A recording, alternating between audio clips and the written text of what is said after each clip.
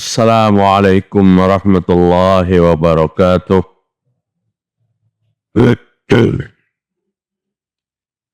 Innal hamdalillah nahmaduhu wa nasta'inuhu wa nastaghfiruh wa na'udzu billahi min sururi anfusina wa sayyiati a'malina. May yahdihillahu fala mudilla lahu wa may yudlil fala hadiya lahu. Ashhadu an la ilaha illallah wahdahu la syarika lah wa ashhadu anna Muhammadan abduhu wa rasuluhu la nabiyya ba'dah. Ya ayyuhalladzina amanu ittaqullaha haqqa tuqatih wa la tamutunna illa wa antum muslimun. Ya ayyuhan nasu ittaqu rabbakumul ladzi khalaqakum min nafsin wahidah wa khalaqa minha zawjaha wa bassa minhuma rijalan katsiran wa nisaa'a wattaqullaha alladzi tasaaluna bihi wal arham innallaha kana 'alaikum raqibah. Ya ayyuhalladzina amanu taqullaha wa qulu qawlan sadida yuslih lakum a'malakum wa yaghfir lakum dhunubakum wa may yuti'illaha wa rasulahu faqad faza fawzan 'aziman. Wa asdaqul hadis kitabullah wa khairul huda huda Muhammad sallallahu alaihi wasallam wa syarrul umuri muhdatsatuha wa kullu muhdatsatin bid'ah wa kullu bid'atin dhalalah wa kullu dhalalatin finnar. Mari kita bersyukur kepada Allah Subhanahu wa taala pada subuh ini, subuh Selasa, tanggal 9 Jumadil Akhir 1446 Hijriyah, bertepatan tanggal 10 bulan Desember 2024. Allah telah memberikan hidayah kepada kita, sehingga pagi ini kita dapat melaksanakan salat subuh berjamaah di Masjid Baitur Rahman ini. Harapan kita mudah-mudahan segala amal-amal kita diterima Allah Subhanahu wa taala. Mudah-mudahan segala kesalahan, segala dosa-dosa kita diampuni oleh Allah Subhanahu wa taala. Jemaah sekalian rahimakumullah, yang paling kita takuti dalam kehidupan itu untuk negeri akhirat nanti akan terjadi kesesatan-kesesatan akidah dan ibadah, sehingga di akhirat kelak tidak akan bernilai iman kita dan ibadah kita. Allah Subhanahu wa taala dari beberapa ayat menyampaikan kepada kita sumber-sumber kesesatan bagi manusia itu ada beberapa macam. Kita tidak mau sesat dan tidak mau dikatakan sesat. Tapi banyak yang tidak menyadari bahwa seseorang itu ada berada pada kesesatan, tapi kadang merasa sesat. Kadang merasa sesat, bahkan yang lebih ngeri lagi, pada waktu sesat, rasanya dapat petunjuk. Allah sampaikan dalam ayat 36-37, surah 36 Az-Zukhruf, wa may ya'shu an dzikrir rahman nuqayyid lahu syaitanan fahuwa lahu qarin wa innahum la yasuddunahum 'anis sabil wa yahsabuna annahum muhtadun. Kata Allah, siapa yang berpaling dari Al-Quran, baik berpaling dari membacanya, berpaling dari mendalaminya, kandungannya, nuqayyid lahu syaitanan, akan dikirimkan syaitan kepada orang yang jauh dari Al-Quran itu. Untuk apa syaitan datang? Fahuwa lahu qarin, maka syaitan baginya teman setia, teman akrab. Wa innahum la yasuddunahum 'anis sabil, syaitan-syaitan itu mulai menyesatkan manusia itu dari jalan Allah. Wa yahsabuna annahum muhtadun, yang disesatkan itu kadang merasa sesat. Nah, ini uniknya, syaitan menyesatkan, tapi yang disesatkan kadang merasa sesat. Bahkan bukan kadang merasa sesat saja, wa yahsabuna annahum muhtadun, dia mengira waktu sesat itu sedang dapat hidayah. Bayangkan bapak-bapak ibu, jika terjadi kepada seorang public figure, orang yang dihormati, petuanya didengari, panderannya diasihi orang, pada saat disesatkan oleh syaitan, maka parasanya dapat petunjuk. Yang berita yang salah dibawa. Membawa kepada jamaahnya berita-berita begini. Tadi malam aku bertemu dengan Rasul Sallallahu Alaihi Wasallam. Ujar muridnya, kayak Pak Guru bertemuannya dalam mimpi kah? Oh kada. Nabi langsung datang. Nah ini sudah tipu daya nih, tipu daya syaitan. Bermimpi aja belum tentu, karena kita kada pernah mengenal wajah Nabi. Maka kata Ibnu Sirin, benar hadis bermimpi bertemu Nabi itu. Syaitan kada mampu menyerupai. Tapi karena kita kada pernah membaca sirah an-nabawiyah tentang bentuk Nabi, perilaku Nabi, potongan muka Nabi, rambut Nabi, syaitan datang bukan menyerupai Nabi dalam mimpi itu. Syaitan tampil dalam rupa syaitan yang sebenarnya. Tapi syaitan berbohong. Aku Nabi, kata syaitan.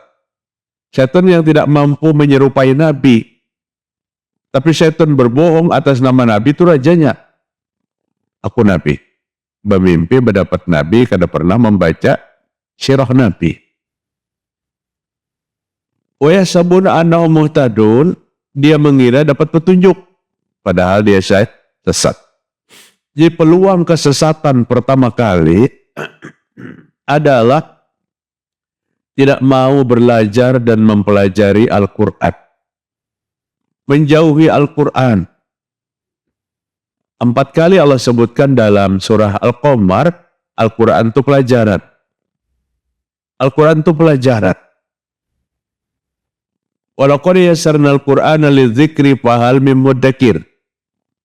Dan kami telah jadikan Al-Quran itu kitab yang paling mudah dipelajari. Siapa yang mau mengambil pelajaran kepada Al-Quran? Jauh dari Al-Quran, dekat dengan syaitan. Utsman bin Affan radhiyallahu an mengatakan, pada saat hati itu bersih, pasti merindukan Al-Quran. Tapi pada saat hati itu kotor, maka malasnya luar biasa. Pada saat Al-Quran itu dibaca dari dalam rumah, maka syaitan keluar dari rumah. Tapi pada saat di rumah kada dibacakan Al-Quran, maka syaitan masuk ke dalam rumah. Kada ada penghalang pengusir syaitan yang paling mujarab, maka obat itu kecuali bacaan Al-Quran. Kecuali bacaan Al-Quran. Kayak pemata kada melihat lagi, apa nak hafal? Al-Quran itu kita baca. Qul huwallah luar biasa ya. Karena mungkin qul huwallah kita hafal seayat aja, qul huwallah. Pasti hafal keempat-empatnya, qul huwallahu ahad, Allahus somad, lam yalid. Aksaranya aja pang orang lam yalid, sidin lam jalid. Beda pula. Ditambah lagi walam julat, walam jakullahu, hancur banget. Kenapa? Karena kada pernah belajar. Orang yang jauh dari Al-Quran itu adalah orang yang disesatkan. Disesatkan oleh syaitan. Dan inya kada merasa sesat. Itu yang pertama. Kemudian yang kedua, kejahilan. Yaitu tadi sama. Kada mau menuntut ilmu agama. Ini bisa sesat. Ali bin Abi Thalib radhiyallahu an, Utsman bin Affan radhiyallahu an, sahabat Nabi, laula khamsu hisal lasara nasu kulluhum salihin. Jika tidak 5 macam yang menghalangi manusia, maka manusia itu jadi orang solih sebenarnya. Kita nak ada dalam masjid ni lah. Kada ada 5 macam nih, maka kita jadi orang solih. Yang pertama, yang menghalangi orang solih, diri kita menjadi orang solih itu terhalang, qana'atu bil jahli, pasrah dengan kebodohan agama. Pasrah dengan kebodohan agama, kada pernah berpikir bagaimana memperbaiki. nilai-nilai agama, akidahnya, amaliyahnya, bacaannya, biar aja seadanya. Kan mau jadi orang soleh, kadang mau. Jauh dari derajat soleh dan soleh. Al-qana'ah bil jahli, pasrah pada kebodohan. Tidak pernah merasa kadang mengerti, padahal kadang mengerti sama sekali. Dan tidak pernah tertarik untuk apa? Untuk menuntut. Allah Ta'ala katakan dalam Al-Quran, hal yastawil ladzina ya'lamuna walladzina la ya'lamun. Apakah sama orang yang berilmu tuh dengan orang yang tidak berilmu? Ya jelas tidak sama. Orang yang berilmu dengan orang yang tidak berilmu jauh sekali. Jauh sekali. Maka menuntut ilmu itu pun dihargai oleh Allah, dihargai oleh Rasul dengan nilai yang tertinggi. Terutama karena menuntut ilmu satu kewajiban. Dari Anas bin Malik radhiyallahu an berkata, Rasulullah SAW bersabda, "Talabul ilmi faridatun ala kulli muslim." Menuntut ilmu agama itu wajib bagi setiap orang Islam. Hadis diriwayatkan Imam Abu Daud. Kemudian yarfa'illahu alladhina amanu minkum walladhina utul ilma darajat. Allah mengangkat derajat orang yang beriman dan berilmu di antara kalian. Pada saat kita mampu mengkombinasikan iman yang benar dan ilmu yang banyak, maka derajat terangkat di sisi Allah Subhanahu wa taala.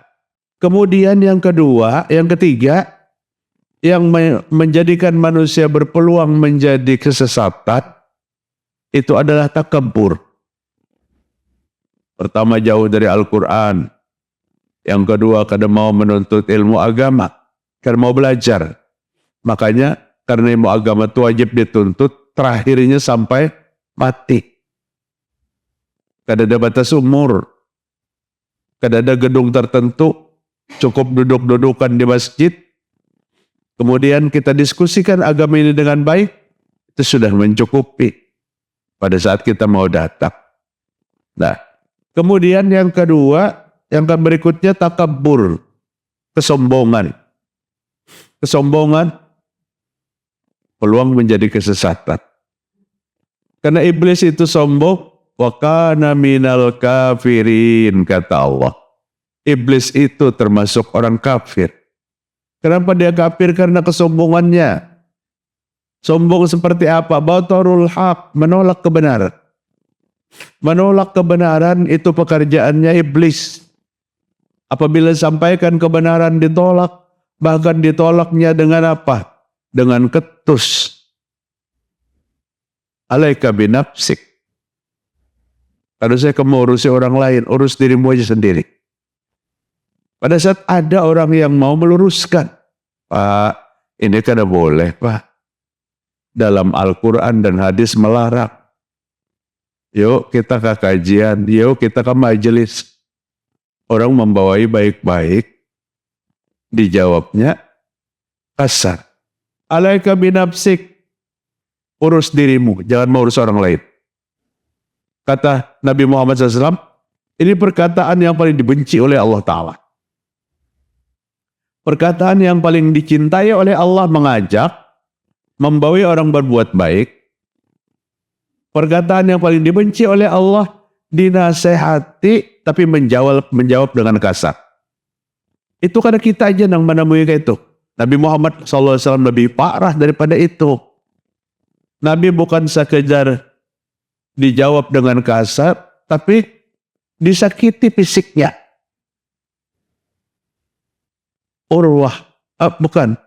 Istrinya Abu Lahab yang bergelar Ummu Jamil itu, kena habis-habis setiap malam mengolesi pelataran Nabi dengan kotoran unta. Yaitu apabila pekerjaannya buruk, hatinya sudah buruk. Buruknya hati, maka diolesi dengan kotoran unta. Begitu Nabi turun dari rumahnya, terjajaki tahi unta. Itu siapa? Abu Lahab, istrinya. Karena kesombongan. emas kunang banyak di leher ini, kalungnya ganal banar bin Abu Lahab, akan kujual dan kuberikan kepada orang yang mau menganiaya Muhammad sampai mati. Makanya dalam Al-Quran tuh ada kalimat wa mur'atu siap bin Abu Lahab tuh di lehernya ada kalung dari sabut. Tabat yada Abi Lahabi wa tabbama aghna anhu maluhu wa ma kasab sayasla naran talahab wa imra'atu hammalatal hatab fi jidiha hablum mim masad. Nanti di hari kiamat ada kalung yang terlingkar di lehernya tapi dari sabut, menyakitkan apabila yang memakai. Karena pernah mempamerkan kalung-kalung besar yang akan dijual untuk menyakiti Nabi Muhammad SAW. Karena kesombongan itu terjadi kesesatan yang luar biasa. Allah Ta'ala katakan, wala tusa'ir khaddaka linnasi wala tamshi fil ardi maraha. Jangan kamu palingkan mukamu apabila berpapasan dengan manusia, karena itu adalah kesombongan. Kau aja betaguran, manggutakan kepala, ucapkan assalamualaikum, tersungging senyuman, berselisihan di antara manusia, itulah yang terindah. Kalau perlu, assalamualaikum, tambahin satu amal ibadah yang sangat besar lagi. Apa? Al-musafahah. Musafahah. Bersalam-salaman kita. Ma min muslimani yaltaqiyani fayatasafahani illa ghufira lahumma qabla an yatafarraqa. Ini melunturkan kesombongan. Dua orang muslim yang bertemu karena Allah kemudian bersalam-salaman, maka berguguran dosa. Berguguran dosa. Saya kung hendak menyurung, saya kung kada mau. Kada boleh bersalaman, itu bid'ah. Apabila Nabi memedahkan waktunya yang tepat, kada. Apabila ada kesempatan yang terbaik, kenapa tidak? Kenapa tidak? Kada boleh menunduk. Menunduk sampai di mana yang dilarang? Menunduk seperti orang sujud yang dilarang. Pada saat menunduk, menghormati yang lebih tua, itu akhlakul karimah, jalan menuju surga. Kita jangan digiring menjadi seorang yang keras hati dan tidak berakhlak. Anak lagi belum mondok, anak tolak ke sekolah, masih mencium tangan kuitat. Setelah mondok, kada mau lagi mencium tangan, kada boleh mencium tangan. Itu menunduk kepada manusia. Ya, nang siapa aja di hadapannya hayaunya. Ini kehilangan akhlak. Akhlakul karimah itu jalan menuju surga. Abdullah bin Mubarak 30 tahun menuntut ilmu tentang akhlak, 20 tahun menuntut ilmu tentang fikih, tauhid, hadis, tafsir, semua 20 tahun. Akhlak 10 tahun, 50 tahun masa hidupnya menuntut ilmu. Dan tuntutlah akhlak lebih dulu sebelum menuntut ilmu, karena ilmu tanpa akhlak kada bernilai. Akhlak dengan ilmu satu kombinasi yang sangat baik, menghilangkan dan melunturkan kesombongan dalam diri kita. Bukan yang sombong itu orang berjabatan tinggi, belum tentu. Banyak orang yang dapat jabatan tinggi tidak sombong, ada yang sombong. Yang sombong itu orang kaya, belum tentu banyak orang kaya itu yang kada sombong. Sama aja. Bahkan Allah Subhanahu wa Ta'ala sangat murka kepada orang yang kada kaya-kaya tapi sombong. Orang kaya sombong atau tidak itu sama. Ada kayak itu yang sombong atau yang tidak. Tidak sedikit orang kaya itu yang tidak sombong. Jangan mengklaim karena kecemburu kepada kekayaan seseorang, lalu padahal kan orang kaya itu sombong. Atau apa? Orang yang beribadah, jangan dikira kan ada kesombongan dengan ibadah itu. Sering ibadah yang dia lakukan menjadikan satu kesombongan. Orang yang berilmu banyak dengan ilmunya. Bukan merontokkan kesombongan tapi membangkitkan kesombongan. Bagus banget pepatah orang Bahar itu. Manusia ini hidup seperti apa? Seperti padi. Makin berisi, makin merunduk. Makin banyak duduk di majelis ilmu, makin merunduk. Al-ulum salasah. Ilmu itu 3. Salah satu usbur, 3 jengkal. Dakhala fi sibril awal, masuk ke jengkal pertama, wa kafara, maka dia sombong luar biasa. Hanya belajar duduk di majelis, sudah teriak-teriak, sana salah, sini salah, sana salah. Kadang bujurnya. Ini pasti orang tua hanya bergabung. Kencang benar menyalahkan orang lain. Oman dakhala fi sibri tsani, masuk ke jengkal yang kedua, jengkal pertama, jengkal kedua. Wadu'ah, maka dia merendahkan diri mulai merendahkan diri. Kada sombong lagi. Oman dakhala fi sibri tsalis, masuk ke jengkal yang ketiga, alima annahu ma la ya'lam, baru tahu bahwa ilmu yang dia miliki kada ada apa-apanya. Jadi apabila orang sombong karena ilmu, suruh mengaji banyak-banyak. Kesombongannya akan hilang. Kesombongannya akan hilang. Karena ilmu itu seyogianya tidak membawa manusia kepada kesombongan.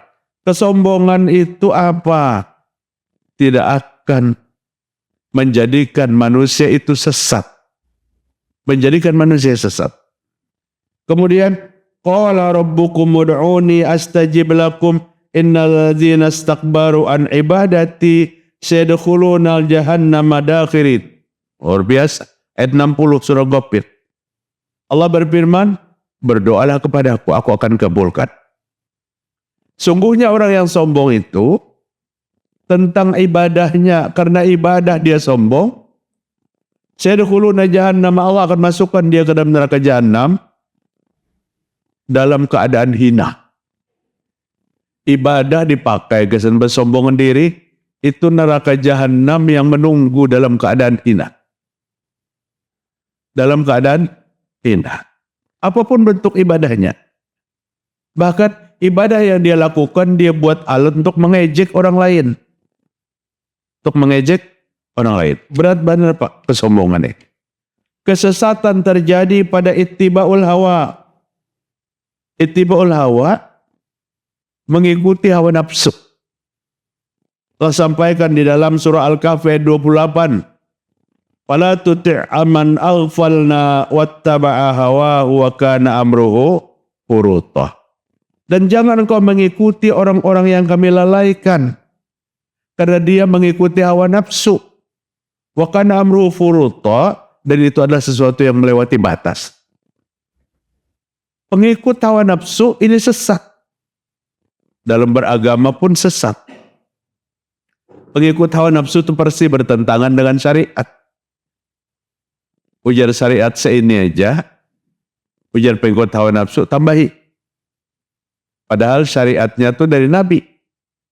Nabi mengatakan seini jumlahnya. Pengikut hawa nafsu itu kemudian dia mencari jalan dan cara-cara yang lain di luar daripada ajaran Nabi Muhammad sallallahu alaihi wasallam. Ibnu Aun rahimahullah berkata, "Idza ghalabal hawa il qalbah istahsana ar-rajul makana yastaqbih." Apabila hawa nafsu itu sudah memenuhi hati seseorang, maka dia menganggap baik sesuatu yang kada bagus. Sesuatu yang kada bagus menganggap bagus apabila seorang diikuti oleh nafsu. Istahsan namanya. Ada orang yang menegur, Pak, itu kan ada perintahnya. Kan ada perintahnya. Akan itu baik aja. Kayak itu. Istahsan. Itu yang tidak disyariatkan itu bagus. Itu menandakan hatinya telah diliputi oleh hawa nafsu. Bacaan, perbuatan, apapun, maka harus bergantung kepada syariat. Bergantung kepada syariat. Abdullah bin Umar bin As, la yu'minu ahadukum hatta yakunu hawahu tabi'an liman ji'ta bihi, dalam sanad yang sahih. Abdullah bin Amr bin As berkata, Nabi bersabda, tidak beriman salah seorang di antara kamu hatta yakuna hawa, sehingga hawa nafsunya mengikuti apa yang datang dari aku. Jangan aku disuruh mengikuti hawa nafsu. Ajaranku dijadikan ajaran pokok sehingga hawa nafsu harus tunduk kepada apa yang kuajarkan. Apabila hawa nafsu, ajaran Nabi yang disuruh tunduk kepada hawa nafsu, maka itu tidak beriman salah seorang di antara. Ibnu Qayyim berkata, "Famatiba'ul hawa." Adapun pengikut hawa nafsu, la yamizu baina sunnah wal bid'ah. Tidak lagi mampu membedakan yang mana yang sunnah, yang mana yang tidak sunnah. Au yunaqqisuhu, atau memutar balik, diputar baliknya pahamnya. Yarus sunnatal bid'ata wa yarul bid'ata sunnata. Melihat sunnah itu kayak bukan sunnah, dan melihat yang bukan sunnah seperti sunnah. Karena sedikit pak orang terpelintir seperti ini pahamnya. Yang disunahkan kada digawinya, nang kada disunahkan habis-habisan digawinya. Ini seseorang yang otaknya dipenuhi oleh hawa nafsu. Kada mampu lagi membedakan sesuatu yang ada perintahnya atau tidak. Ittiba'u aba'akum. Kesesatan terjadi kepada orang yang mengikuti nenek moyang. Karena banyak sekali nenek moyang kita yang berasal dari keyakinan yang bukan muslim. Allah mengatakan la yatadun, tidak mendapat hidayah. Pada Al-Baqarah ayat 170. Tindakan orang-orang Yahudi menolak syariat yang diajarkan Nabi Muhammad SAW karena dia berpatokan apa? Kami tidak ikut itu, lebih baik kami mengikuti nenek moyang kami. Ittabi'u ma anzalallahu, qalu bal nattabi'u ma alfayna alaihi aba'ana awalau kana aba'uhum la yaqiluna syai'a wa la yahtadun. Ujar Nabi, Allah abadikan dalam Al-Quran, ikuti oleh kalian sesuatu yang Allah turunkan kepadaku, agama Islam. Tapi mereka menjawab, qalu bal nattabi'u ma alfayna alaihi aba'ana. Muhammad, kami kada mau umpat lo nikam tuh. Lebih baik kami mengikuti nenek moyang kami, datu-datu kami. Allah yang menjawab kepada Nabi, "Awalau kana abahum la yaqilun," kata Allah Ta'ala. Yahudi, apakah kamu masih betah mengikuti nenek moyang kamu yang kada pintar? Ya Allah keras. Wala yahtadun, nenek moyangmu kada dapat hidayah. Orang yang kada pintar dan kada dapat hidayah, tapi dipertahankan peninggalannya. Dianggap satu budaya yang wajib dihidupkan. Sementara syariat dihilangkan. Pengikut hawa nafsu, nenek moyang, ini banyak sekali yang membuat sesatnya akidah kita. Sesatnya keyakinan kita terhadap Allah Subhanahu wa Ta'ala. Kemudian yang terakhir, apa yang membuat manusia itu sesat? Ittiba'u aktsarun nas. Manusia masih memandang nang banyak itu kada sesat. Sehingga dia korbankan akidah keimanannya untuk mengikuti paham-paham kebanyakan manusia. Sekalipun pada ayat ini Allah mengatakan yang banyak itu Yahudi Nasrani.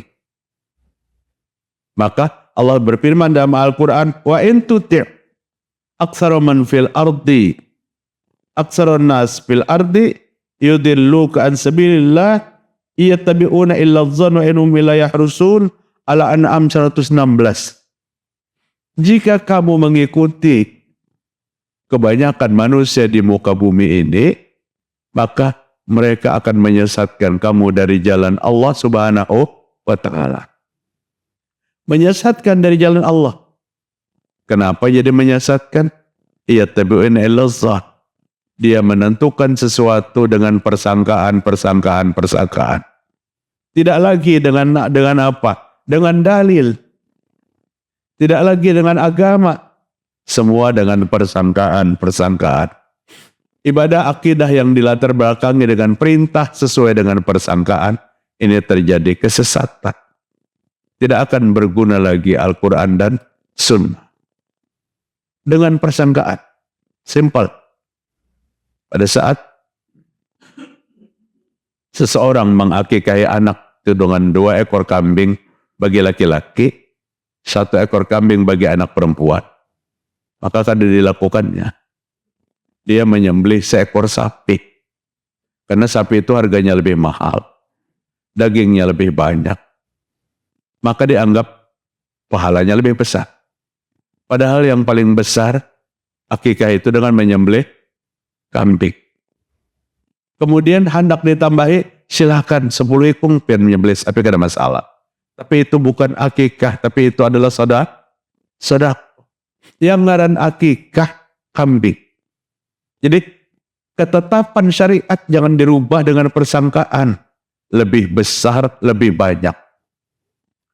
Setiap ba'da sholat, salam, istighfar 3 kali. Astagfirullah, astagfirullah, astagfirullah. Istighfarnya pendek, jumlahnya 3 kali. Coba kalau kita baca 100 kali habis salam. Astagfirullah, astagfirullah, astagfirullah. Maka kita akan berkata, 100 itu lebih besar pahalanya daripada 3 kali. Kata Imam Malik, sama menuduh Nabi kada pintar beribadah. Karena itu diajarkan oleh Nabi. Nabi menyuruh 3 kali, kada ada 30 kali, kada bagi 100. Sama memadahkan Nabi kada tahu di baik, kada tahu yang baik. Pada saat kita lebih mengutamakan dalam ibadah pada tuntunan dan bimbingan hawa nafsu, atau dengan apa? Kebiasaan orang banyak. Ini Pak yang paling sedih. Pada saat kita mencoba mengamalkan, apabila sudah kematian tuh jangan pengen gawe lagi nang kayak ini. Jawabannya apa? Apa ujar orang di kampung? Kayak itu kah? Apa ujar orang di kampung? Ini kenapa pina lain-lain pada orang? Jadi bersandar sesuatu itu pada penilaian orang banyak. Di kampung menggawe kayak itu sekampungan. Padahal sesuatu yang benar itu kada berpatokan dengan orang sekampung. Sesuatu yang benar itu berpatokan kepada dasar, kepada dalil dalam beragama. Ulun simpulkan peluang-peluang kesesatan. Jauh dari Al-Quran, kemudian kejahilan, kesombongan, mengikuti hawa nafsu, mengikuti nenek moyang, mengikuti orang banyak. Semua dalilnya Al-Quran yang kita sampaikan. Semua itu Allah ceritakan di dalam Al-Quran. Jauhi 6 macam ini. Jauhi 6 macam. Artinya mari kita merepasi diri kita untuk belajar Al-Quran. Yang kedua, tinggalkan kejahilan. Karena orang yang tidak mengerti itu gelap. Yang ketiga, jangan sombong. Dan yang keempat, jangan berpedoman kepada hawa nafsu. Yang kelima, jangan berpedoman kepada nenek moyang 100%. Karena peninggalan nenek moyang tidak semua benar dan tidak semua salah. Ada yang perlu diteruskan, ada yang perlu stop. Jangan terus-menerus dalam kesesatan. Dan yang keenam adalah jangan mengikuti orang banyak. Lamun hendak tahu seseorang tua li Allah, lihati pengikutnya. Konsergen pengikutnya banyak mana? Tidak itu menjadi patokan. Mudah-mudahan Allah menjauhkan kita daripada kesesatan. Allah pahamkan kita kepada agama Allah Subhanahu wa taala sehingga kita mudah dengan ibadah dan beramal sesuai dengan apa yang diajarkan Allah dan Rasul kepada kita. Subhanakallahumma wa bihamdika asyhadu an la ilaha illa anta astaghfiruka wa atubu ilaik. Wassalamualaikum warahmatullahi wabarakatuh.